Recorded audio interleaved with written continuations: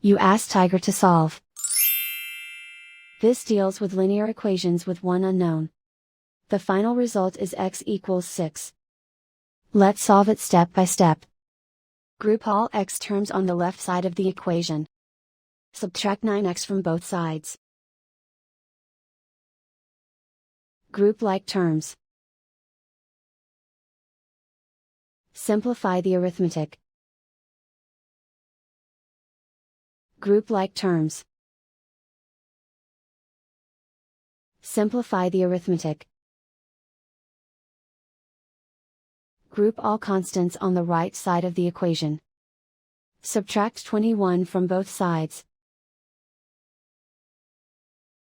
Simplify the arithmetic.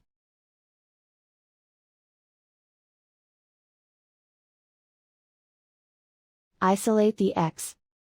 Divide both sides by 2.